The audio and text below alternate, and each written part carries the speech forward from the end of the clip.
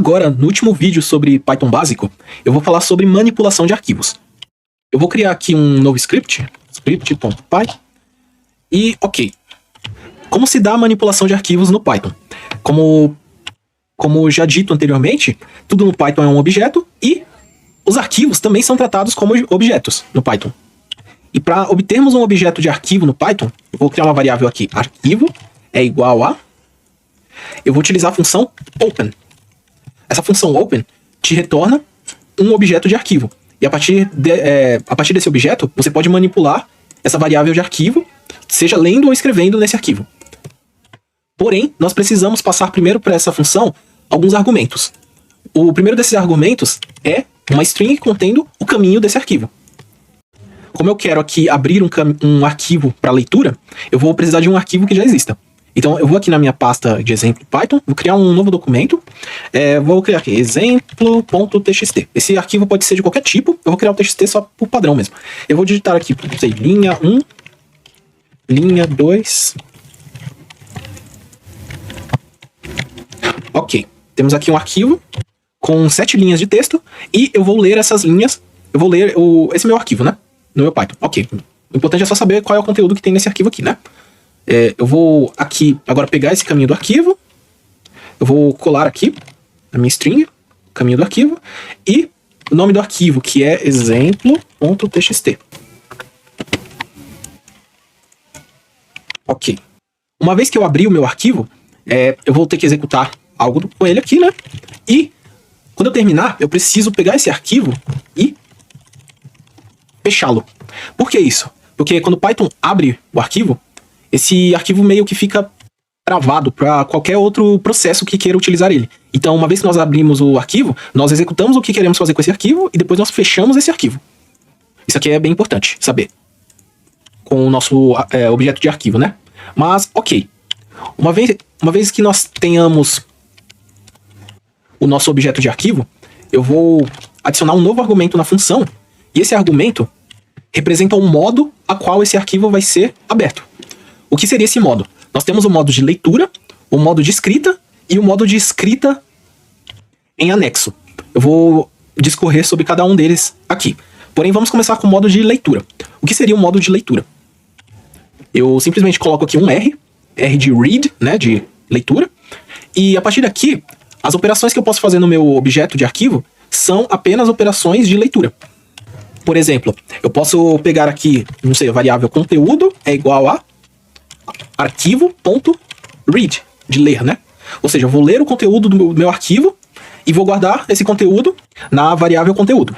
Aqui, agora eu vou printar conteúdo.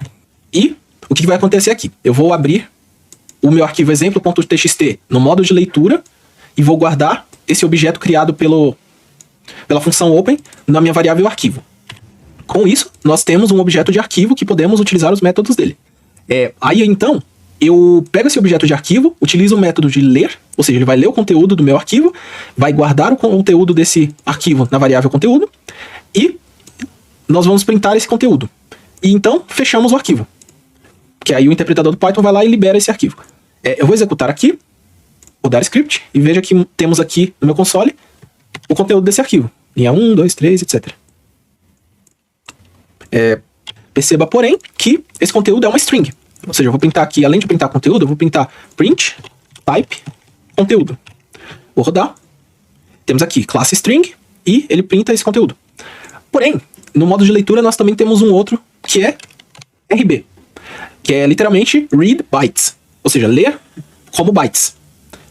Uma vez que temos aqui o nosso conteúdo, se aqui nós lemos o conteúdo do arquivo, né, inteiro, e aqui eu vou printar o tipo do conteúdo e printar o conteúdo. Eu vou rodar esse script, perceba aqui, porém, a diferença. Aqui ele leu como bytes, e quando ele printou o objeto de bytes. Isso é importante porque, dependendo do tipo de processamento que você for fazer com o arquivo, ler ele ou como string ou como bytes pode fazer a diferença. Então é bom saber que tem um modo de leitura apenas de string e o modo de leitura com bytes. Ok? Porém, aqui nós estamos lendo todo o conteúdo do arquivo. Porém, nós temos o arquivo dividido em várias linhas. É possível nós lermos as linhas separadas desse arquivo. Como fazemos isso? Nós colocamos aqui no modo de leitura como string, né? E aqui, em vez de read, eu vou colocar read lines. Agora eu vou executar aqui. E perceba que temos uma lista. E nessa lista eu tenho cada linha separada por vírgula. E esse /n significa uma quebra de linha. Isso aqui é uma notação padrão que serve nas linguagens de programação para representar uma quebra de linha. Existem outros que chamam de escape characters. Esses caracteres especiais com barra. Tem vários tipos de caracteres desse tipo, né? Por exemplo, tem o /n, que representa uma quebra de linha, /t, que representa uma caractere de tabulação, /0, que representa um caractere nulo, e assim por diante. Mas não é o assunto que estamos tratando agora, né? Basta você saber aqui que temos a linha, aí então tem uma quebra de linha dela. Aí depois temos a outra linha, depois tem uma quebra de linha dela, que é o que acontece aqui, né? Temos uma linha, aí vem a quebra de linha, aí pula para a próxima, então. Os textos são representados assim, né? A própria quebra de linha é um caractere também. É um caractere invisível, porém, ele existe. Existem várias formas de ler o arquivo, mas no geral, só o read, ler todo o conteúdo do arquivo, já vai dar conta do recado. Existem formas de ler linha por linha de arquivo, aí você processa cada linha, etc. Mas no geral, vamos ler apenas o conteúdo inteiro, né? Agora, vamos testar de uma forma diferente essa leitura de arquivos.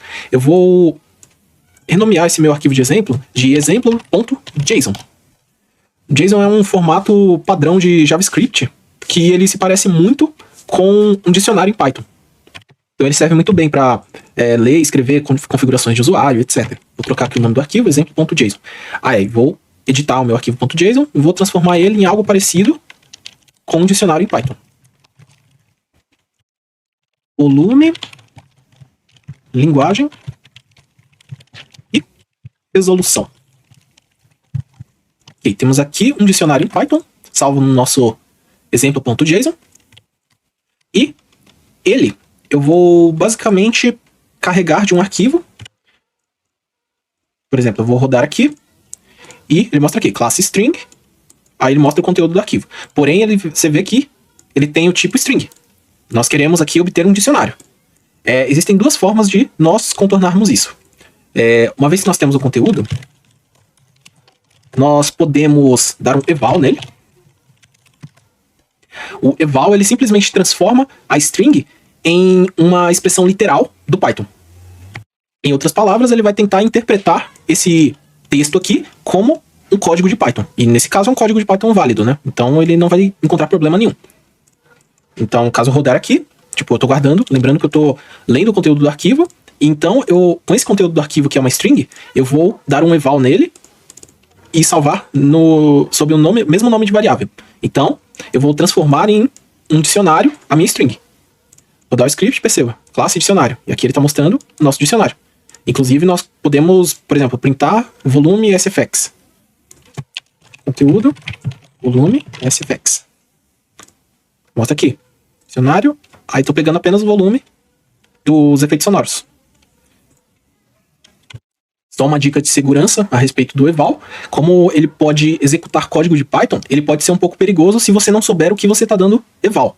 Então, fique esperto no que você vai utilizar o eval. Tenha certeza de que você confia no que está dentro do conteúdo do eval. Caso você não souber, tem uma função que é mais segura, que você, por exemplo, from ast import literal eval. Esse aqui é idêntico ao eval, só que ele apenas vai transformar valores que sejam literais. Então ele não vai conseguir executar funções de Python, não vai conseguir fazer nada. Nesse caso, ele funciona exatamente para o nosso caso aqui, já que o conteúdo do nosso arquivo é um valor literal em Python.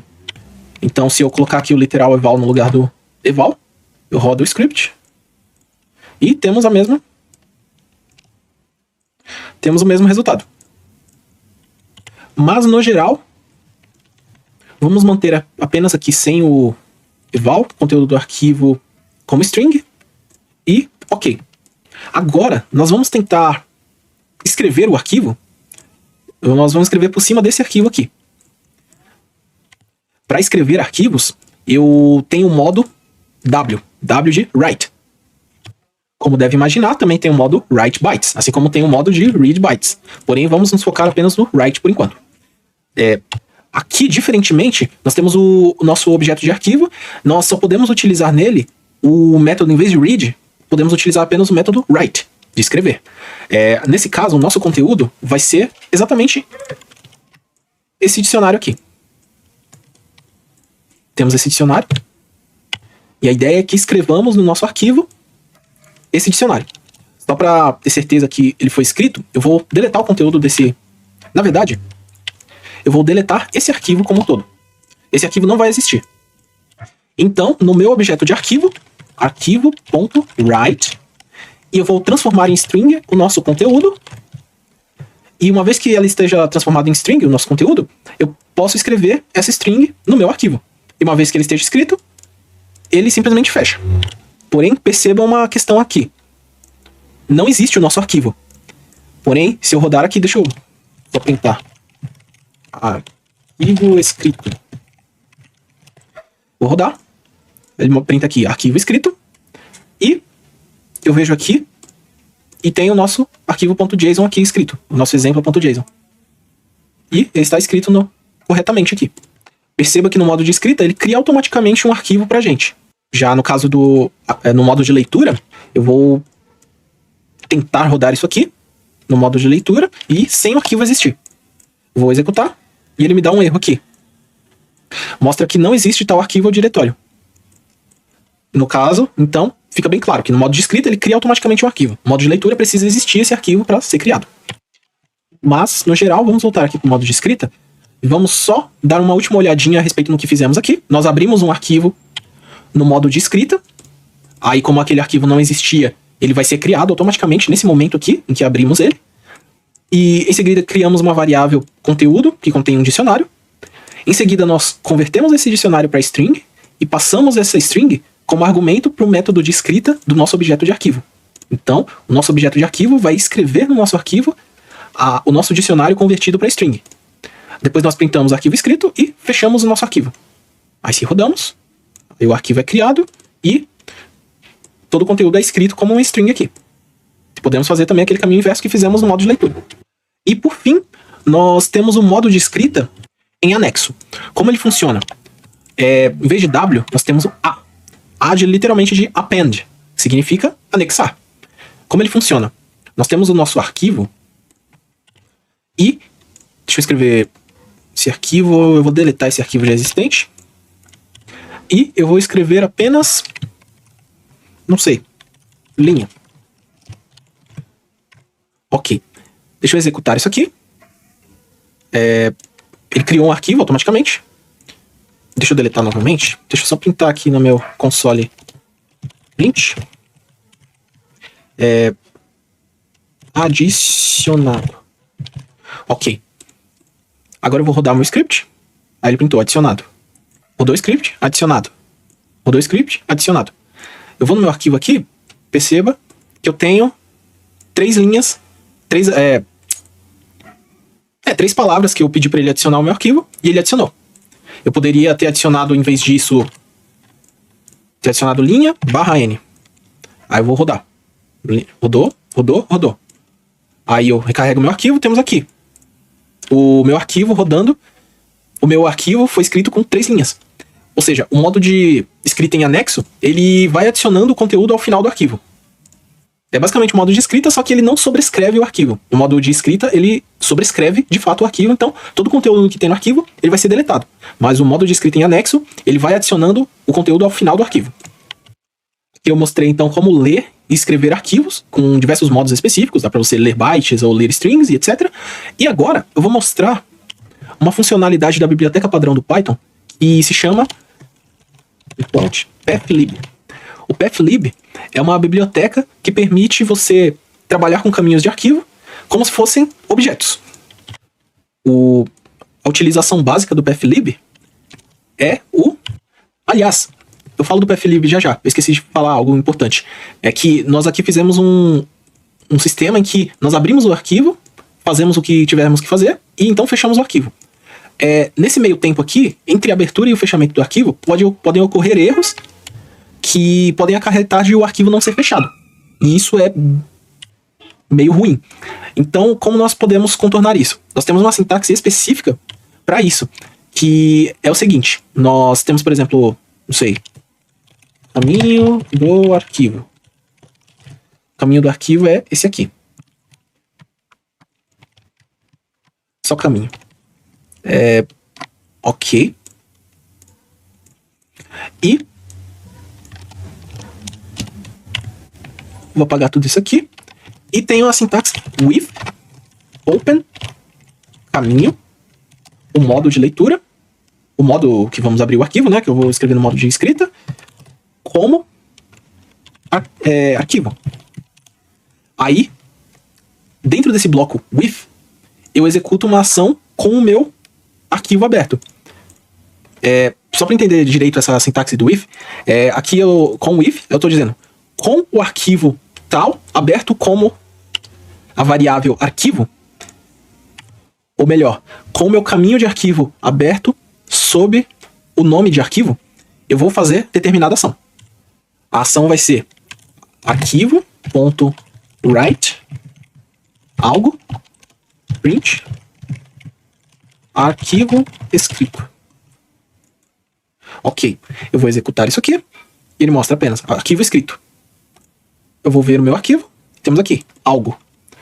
E qual é a diferença aqui? A diferença é que, caso ocorra algum erro aqui, o arquivo sempre vai ser fechado. E além de que é bem mais simples, né, de se escrever isso aqui. Você só precisa de uma única linha para definir o arquivo, né, e ele já fecha automaticamente para você. Então, essa é a sintaxe do with. E, por fim, agora eu vou falar do pathlib. A sintaxe mais básica do pathlib é... Primeiro eu vou ter o meu caminho do arquivo, né? Aqui eu vou criar no meu caminho de arquivo, é igual a pathlib.path, é uma classe path do módulo pathlib, e vou colocar o meu próprio caminho, que é uma string. Vou colocar o meu caminho dentro do construtor da classe path. A partir daqui, nós podemos utilizar o meu objeto de path caminho como se fosse um caminho de fato, um objeto de fato. Ele possui métodos e atributos específicos relacionados ao caminho de arquivo. Por exemplo, eu vou verificar aqui se caminho.exists, chamo o método, aí eu printo aqui arquivo existe. Ou seja, aqui ele verifica se o meu objeto caminho existe. Ou seja, ele verifica se esse caminho aqui existe. Se o arquivo ou pasta existe, né? Vou rodar aqui e ele printa arquivo existe. Mas, por exemplo, se eu colocar um inválido aqui, .txt, nós não temos o arquivo exemplo.txt aqui. Vou até deletar para ter certeza. Vou rodar aqui, aí ele não roda o texto. Vou colocar aqui um else. Else, print, arquivo não existe. Aí ele mostra aqui, arquivo não existe. Agora eu vou testar aqui com uma pasta, por exemplo, minha pasta de usuário. Aqui. Eu vou pegar minha pasta de usuário, vou rodar aqui, ele mostra aqui, arquivo existe. Não é exatamente o arquivo, que é uma pasta, né, mas existe. Agora, eu vou verificar aqui se o caminho existir. Eu vou fazer um loop para cada arquivo em caminho.iterdir. O que é iterdir? Ele retorna para você uma lista com todos os caminhos de arquivo dentro desse caminho aqui. Então, deixa eu só printar aqui. Print, arquivo. Eu vou rodar aqui. Perceba, ele printou para mim aqui todas as pastas e arquivos que estão dentro da minha pasta de usuário. Aqui nesse caso, essa variável arquivo do meu loop também é um objeto do tipo path. Então eu posso, nessa variável, chamar esses mesmos métodos. Por exemplo, if arquivo.isFile. Eu acho que é assim. Aí print arquivo. Ou seja, eu vou printar o meu arquivo apenas se ele for um arquivo. Porque ele pode ser uma pasta, né? Muitos desses aqui são pastas. Aí eu vou rodar aqui. Deixa eu printar uma linha só para eu não me perder. Ok. Temos essa linha. Aí ele printou aqui apenas aqueles que são arquivos. A partir daqui nós podemos fazer o que nós quisermos, né? Por exemplo, aqui eu estou verificando se esse caminho aqui existe. Esse caminho que eu criei a partir dessa string, né? O caminho objeto de path. Eu verifico se o caminho existe. Aí depois eu faço um loop por dentro de todos os arquivos dentro dessa pasta. Eu poderia inclusive verificar aqui se for uma pasta, né? Tipo, se caminho arquivo, caminho, is dir. Aí eu faço um loop por dentro do meu caminho. Se o caminho for uma pasta, aí eu faço um loop por todos os arquivos dentro da minha pasta caminho, sob o nome de arquivo. Aí eu verifico, se arquivo for um arquivo, eu printo na tela arquivo. Rodar aqui, aí ele mostra apenas os arquivos. Aí dá pra verificar aqui, por exemplo, eu quero pegar apenas os arquivos que tenha a extensão .temp. Se arquivo.isFile and arquivo.name.ends.with.tmp rodar, aí ele só me mostra aqui os arquivos que terminam com .temp. Dá para simplificar isso aqui, colocando arquivo em vez de .name, porque arquivo.name, aliás, eu posso printar aqui, arquivo.name. O que é arquivo.name? É apenas uma string com o nome do arquivo. Você pode ver aqui. Não contém o caminho do arquivo inteiro.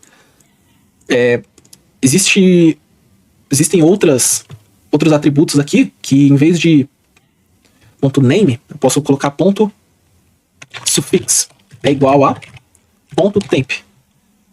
Rodo aqui, e eu vou printar apenas suffix aqui. Suffix é .temp, ele só mostra a extensão do arquivo. Se eu quiser apenas o nome do arquivo sem a extensão, eu posso pegar aqui, arquivo.stan. Aí ele vai mostrar aqui o stan do arquivo. Nesse caso não muda muita coisa, aliás, ele muda sim, porque aqui temos o nome do arquivo inteiro, né?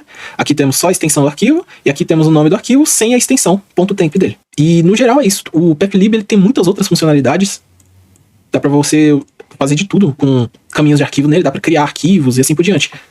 Caminhos, pastas e etc. Criar pastas, deletar determinados arquivos e tal. Mas, no geral, esse é um ponto de partida legal pra você utilizar. Essa foi o sistema de manipulação de arquivos, né? Com leitura de arquivos como string e bytes, escrita de arquivos como strings, e escrita de arquivos no modo de anexo, né? E é isso aí.